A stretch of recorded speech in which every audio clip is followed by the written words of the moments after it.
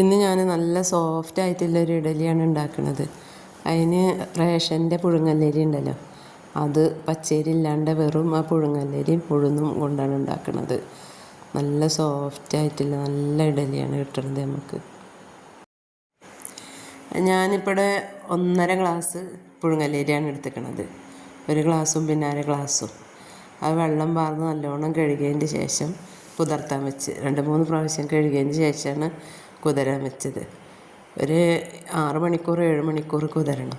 പിന്നെ അതിൽ ആ അരി എടുത്ത ഗ്ലാസ്സിന് തന്നെ 3/4 ഗ്ലാസ് ഉഴുന്ന്, അത് നല്ലോണം കഴുകിയതിന് ശേഷമാണ് വെള്ളം പാർന്നിട്ട് കുതിരാൻ വെക്കുന്നത്. 1/2 സ്പൂൺ ഉലുവ ഇട്ടിട്ടുണ്ട്. 8 മണിക്കൂറിന് ശേഷം അരി നല്ലോണം കഴുകിയിട്ട് വാര വെച്ചിട്ടുണ്ട്. അതിലത്തെ വെള്ളം കംപ്ലീറ്റ് പോകണം. അതിന് ശേഷം നമ്മൾ മിക്സിയുടെ ജാറിലിട്ടിട്ട് അരി പൊടിച്ചെടുക്കുകയാണ് ചെയ്യുന്നത്.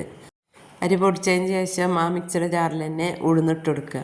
ഉഴുന്നും പിന്നെ അതിൽ 1/4 ഗ്ലാസ് ചോറ് എടുത്തിട്ടുണ്ട്, അതും ഉലുവയും പാടെ ഇട്ടിട്ട് നല്ലോണം അരച്ചെടുക്കുക. ഉഴുന്ന് നമ്മൾ ആ പൊടിയിലേക്ക് ഒഴിച്ചിട്ട് കൈ കൊണ്ട് നല്ലോണം മിക്സ് ചെയ്യണം. കൈ കൊണ്ട് തന്നെ മിക്സ് ചെയ്യണം കേട്ടോ. ഒരു 5 മിനിറ്റൊക്കെ നമ്മളിങ്ങനെ കൈ കൊണ്ട് നല്ലോണം മിക്സ് ചെയ്ത് കൊടുക്കണം. എന്നിട്ട് ഞാൻ രാത്രിക്കാണിത് പൊടി കലക്കി വെക്കണത്. ഇനി നാളെ രാവിലെയാണ് എടുക്കണത്.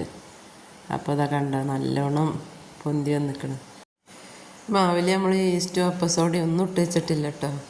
നല്ലോണം പൊന്തി നല്ല സോഫ്റ്റായി വന്നിട്ടുണ്ട്. ഇനി അതിലേക്ക് നമുക്ക് ആവശ്യത്തിനുള്ള ഉപ്പിടാം. ഉപ്പിട്ടിട്ട് നമ്മൾ തട്ട് ചൂടായതിന് ശേഷം അതിലേക്ക് മാവ് ഒഴിച്ചെടുക്കുക.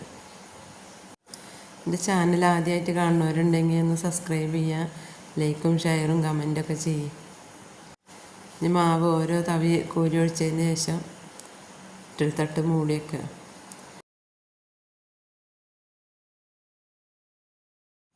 തുറന്ന് നോക്കി വെക്കുക. ഇഡ്ഡലി വന്നിട്ടുണ്ട്. ഇപ്പോൾ ഒരു സ്പൂൺ എടുത്തിട്ട് അതുകൊണ്ട് നമുക്ക് ഇഡ്ഡലി ഇളക്കിയെടുക്കാം.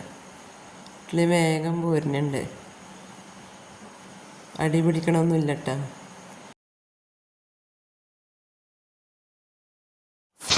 നല്ല സൂപ്പർ ഇഡ്ഡലി ഇട്ടിട്ടുണ്ട് നമുക്ക്. എല്ലാവരും ഇതേപോലെ ഒന്ന് റേഷൻ അരി ഉണ്ടോ അല്ലെങ്കിൽ ചോറ് വെക്കണ പുഴുങ്ങലരി ഉണ്ടോ പച്ചരി ഇല്ലാണ്ട് ഒന്ന് ഉണ്ടാക്കി നോക്ക്.